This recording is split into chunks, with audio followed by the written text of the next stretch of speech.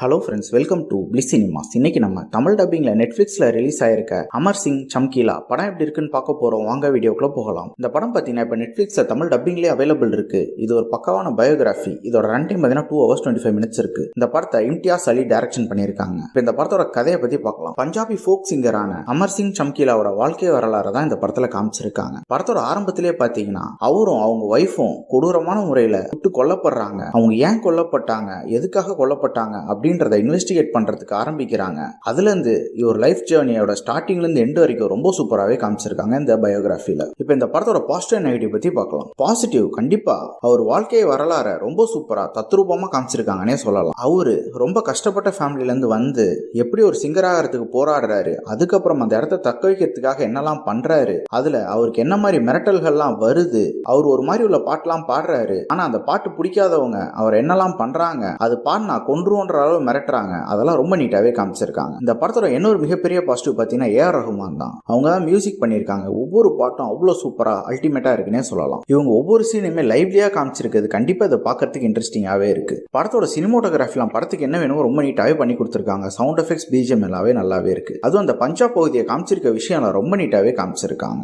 ஒரு பாட்டுல கூட எவ்வளவு அரசியல் இருக்குன்றதெல்லாம் ரொம்ப டெப்தாவே காமிச்சிருக்காங்க இந்த படத்துல. இவங்க கேரக்டர் ரேட்டிங்கும் நல்லா எழுதியிருக்காங்க. ஸ்கிரீன் பிளே ஓரளவு ஓகேவா எழுதியிருக்காங்க. அதனால நம்மளால ஃபுல்லாவே உட்காந்து பார்க்க முடியுது. கண்டிப்பா யாருக்கெல்லாம் ஒரு பயோகிராஃபி பிடிக்கும் போது ட்ரை பண்ணி பாருங்க. ஒன் டைம் வாட்சபிள் தான். இன்னொரு வீடியோல சந்திக்கலாம். தேங்க்யூ.